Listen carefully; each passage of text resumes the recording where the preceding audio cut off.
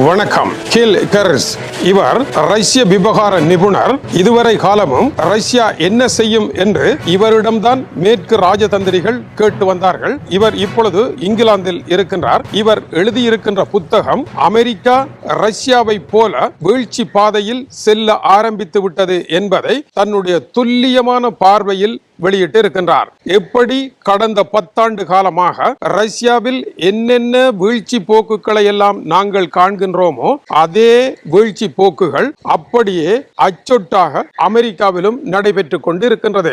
இது அமெரிக்காவினுடைய இன்றைய அரசியலும் அதன் எதிர்காலமும் ஹாலிவுட் டெம்ப்ளேட் அல்ல, அது ரஷ்யாவினுடைய டெம்ப்ளேட்டாக, அதாவது திரைக்கதையாக அப்படியே எழுதப்பட்டு இருக்கின்றது. நாளை என்ன நடைபெறப் போகின்றது என்பது எங்களுக்கு தெரியும். ஏனென்றால் ரஷ்யாவில் என்னதான் நடக்கின்றது என்பது எங்களுக்கு தெரியும். அதுதான் அமெரிக்காவிலும் நடக்கின்றது என்பது இவர் எழுதியிருக்கின்ற புத்தகத்தினுடைய வாதமாக இருக்கின்றது. இந்த புத்தகம் இப்பொழுது அரசியல் அரங்கில் முக்கியமாக படிக்கப்படுவதாக இன்றைய காலை செய்திகள் பரபரப்பாக வெளியாகி இருக்கின்றன.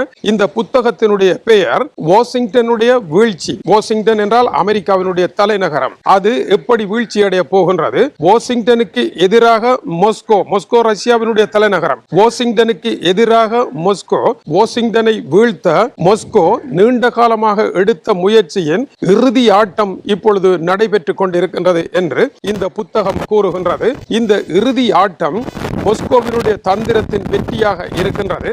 மாஸ்கோவினுடைய திட்டம் அமெரிக்காவை நேரடியான ஒரு போரில் வீழ்த்துவது அல்ல, அமெரிக்காவின் உள்ளக கட்டமைப்புகளில் உடைவுகளை ஏற்படுத்தி அவர்களை வீழ்த்தி அமெரிக்காவை உலக வல்லரசு என்ற நிலையில் இருந்து சரித்து தன்னை போல ஒரு பிராந்திய வல்லரசாக மாற்றுவது ரஷ்யாவினுடைய நிகழ்ச்சி திட்டம். அந்த நிகழ்ச்சி திட்டத்திற்கு டொனால்ட் ட்ரம்பினுடைய நிர்வாகம் இப்பொழுது பலியாகி விட்டது என்பது இந்த புத்தகத்தினுடைய முழுமையான வாதமாக இருக்கின்றது. சீன அதிபரினுடைய கருத்து அமெரிக்கா என்பது ஏகபோகமாக உலகத்தின் வல்லரசாக இருக்க முடியாது, பல வல்லரசுகள் இந்த உலகில் இருக்க வேண்டும் என்று கூறுகின்றது. அதனுடைய கருத்து ஒட்டுமொத்த உலகிற்கான வல்லரசு அல்ல, பிராந்திய வல்லரசாக இருக்க வேண்டும் என்கின்ற சீனாவின் கனவும் ரஷ்யாவினால் நிறைவேற்றப்பட்டு கொண்டிருக்கின்றது என்பது இதனுடைய பொருளாகும். இந்த விவகாரம் அமெரிக்க மக்களுக்கு தெரிகின்றதா என்றால் அமெரிக்க வெகுஜனத்திற்கு இது புரியாது. இன்று அமெரிக்காவினுடைய ஊடகங்கள் மேக்கா அணியினால் நடத்தப்பட்டு கொண்டிருக்கின்றது. மேக் அமெரிக்கா கிரேட் எகெயின் என்கின்ற டொனால்ட் ட்ரம்பினுடைய அடிவருடி ஆதரவாளர்களினுடைய இந்த ஊடகங்கள் நடைபெறுகின்ற சம்பவங்களை சின்ன சின்ன துணிக்கைகளாக இன்ஸ்டாகிராம் பதிவுகள் போல, டிக்டாக் பதிவுகள் போல மக்களுக்கு காட்டிக் கொண்டிருக்கின்றன. ஒவ்வொரு சின்ன சின்ன நிகழ்வுகளிலும் இதுதான் முழுமையும் என்று அவர்கள் அடிபட்டு போய்விடுகின்றார்கள் பாமர மக்களாக. ஆனால் உண்மையில் என்னவென்றால் இவை எல்லாவற்றையும் மாலையாக கட்டி இவற்றினுடைய அச்சாணி என்ன என்பதை பார்க்க வேண்டும். அதற்கான தகுதி அமெரிக்க மக்களிடம் இல்லாது இருப்பதனால் இந்த மாபெரும் தவறை அவர்கள் கண்டுபிடிக்காமல் இருக்கின்றார்கள். இந்த தவறுகளினுடைய மூலமான கருப்பொருள் என்ன? அமெரிக்க அதிபர் சர்வதேச ரீதியாக அமெரிக்காவை அவமானப்படுத்துவதில், அமெரிக்காவினுடைய ராஜதந்திரத்தை வீழ்த்துவதில் வெற்றி பெற்றிருக்கின்றார். அமெரிக்காவினுடைய உள்நாட்டில் ரஷ்யாவினுடைய ஆளும் வர்க்கத்தினுடைய ஊழல் போன்ற ஊழலை கொண்டு வருவதிலும் அவர் வெற்றி பெற்றிருக்கின்றார். இந்த இரண்டும் ரஷ்யாவில் நடைபெறுகின்ற சம்பவங்கள் தான். எனவே இன்றைய ரஷ்யாவும் அமெரிக்காவும் வேறு வேறு அல்ல. ரஷ்யாவை போலவே வீழ்ச்சி பாதை நோக்கி அமெரிக்காவும் சென்று கொண்டிருக்கின்றது என்பது அவருடைய வாதாட்டமாக இருக்கின்றது. இந்த வாதாட்டத்திற்கு மேலும் பல காரணங்களை அவர் தருகின்ற பொழுது, முதலாவதாக டொனால்ட் ட்ரம்ப் 2வது பருவம் ஆட்சிக்கு வருவதற்கு 4 நாட்கள் முன்னதாக அபுதாபியில் இருந்து கோடீஸ்வரர்கள் குழு ஒன்று டொனால்ட் ட்ரம்பை சந்தித்தது. டொனால்ட் ட்ரம்பின் குடும்பத்தினால் உருவாக்கப்பட்ட கிரிப்டோ கரன்சி என்கின்ற நாணயத்தை, அதனுடைய 100% பங்குகளில் 49% பங்குகளை நாங்கள் வாங்குகின்றோம் என்று இரகசியமாக ஒப்பந்தம் ஒன்றை எழுதினார்கள். இந்த இரகசிய ஒப்பந்தத்தை எழுதியவுடன் டொனால்ட் ட்ரம்பினுடைய மருமகன் அவர்களுடைய குடும்பத்தினருக்கு 187 மில்லியன் அமெரிக்க டாலர்களை கொடுத்தார்கள். இது அரசுடன் எந்த சம்பந்தமும் இல்லாமல் அதிகாரத்திற்கு அவர் வருகின்ற காரணத்தினால் இந்த பணத்தை டொனால்ட் ட்ரம்பினுடைய குடும்பம் தன்னுடைய பாக்கெட்டில் அப்படியே போட்டுக் கொண்டது. இது ஊழலின் ஆரம்ப சங்கொலி என்று அவர் அவர் சுட்டிக்காட்டுகின்றார். இந்த ஊழலை செய்வதற்கு டொனால்ட் ட்ரம்ப் குடும்பத்தினுடைய திறமை காரணமா? இல்லவே இல்லை. வேறு ஒரு காரணம் இருந்தது.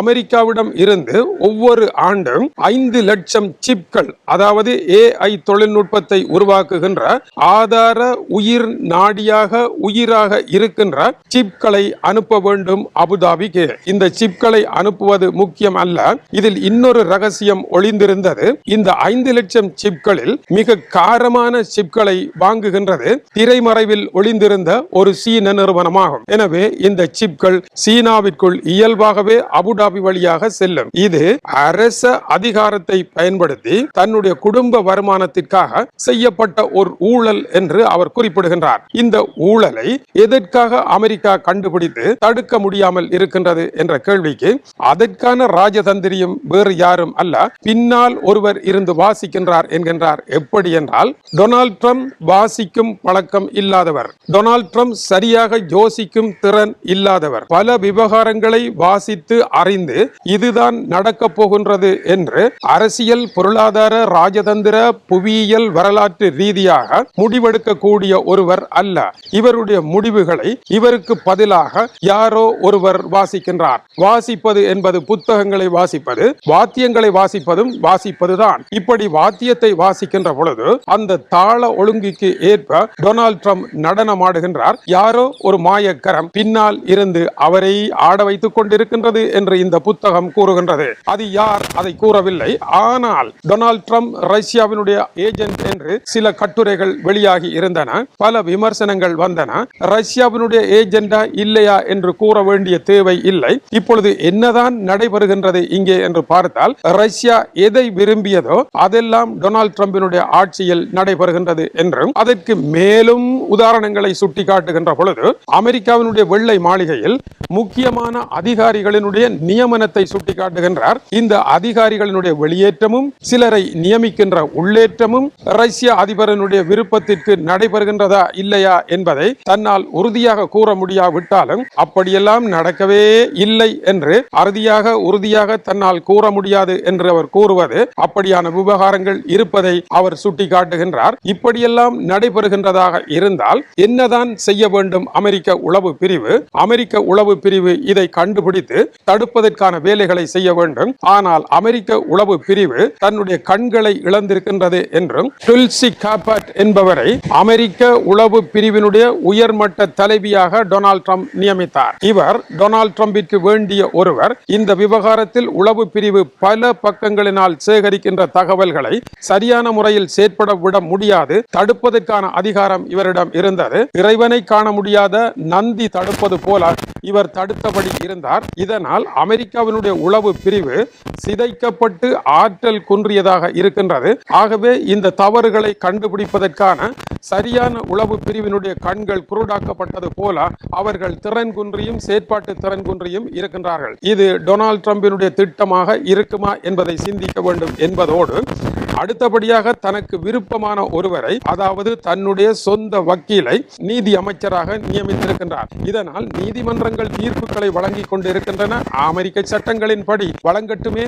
ஆனால் அமெரிக்க அதிபர் அந்த சட்டங்களை எல்லாம் கவனத்திலே எடுக்காமல் அதற்கு மாறாக செயற்பட்டுக் கொண்டிருக்கின்றார். அதை தடுக்க யாரும் இல்லாத நிலை இருக்கின்றது. இதுபோலத்தான் அமெரிக்காவினுடைய வெளியுறவுத்துறை அமைச்சர் மார்க்கோ ரூபியோ அமெரிக்காவினுடைய சட்டத்திற்கு மாறாக நடந்திருக்கின்றார் என்று நேற்று அமெரிக்க நீதிமன்றம் ஒன்று கூறியதையும் இங்கு கூர்ந்து இத்துடன் இணைத்து பார்த்தல் வேண்டும்.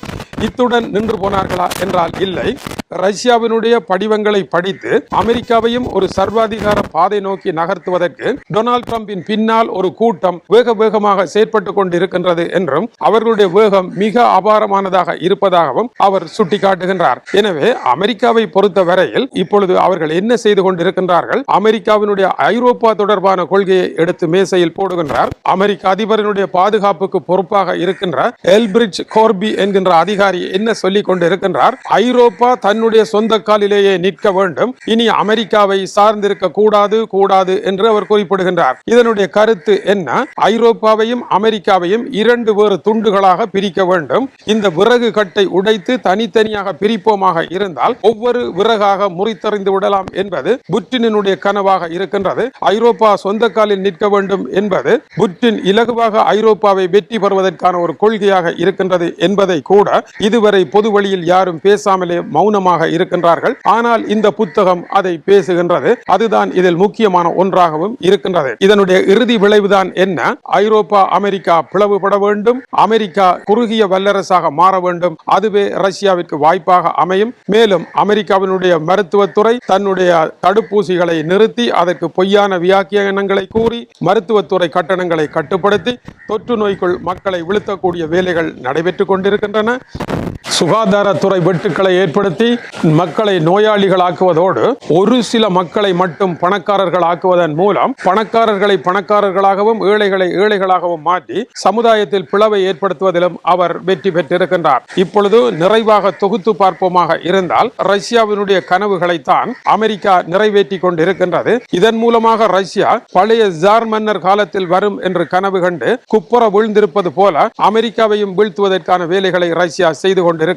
இதை கண்டுபிடிப்பதற்கு அமெரிக்காவில் யாரும் இல்லாத நிலை இருக்கின்றது என்று இந்த ரஷ்ய விவகார நிபுணர் எழுதிய புத்தகம் கூறுகின்றது. இது உண்மையா?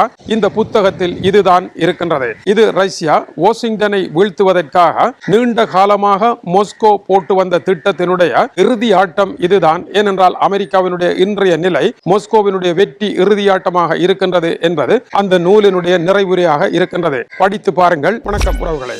சுந்தோஸ் முகமது இம்தியாஸ் என்ற எனது யூடியூப் சேனலை சப்ஸ்கிரைப் செய்யுங்கள்.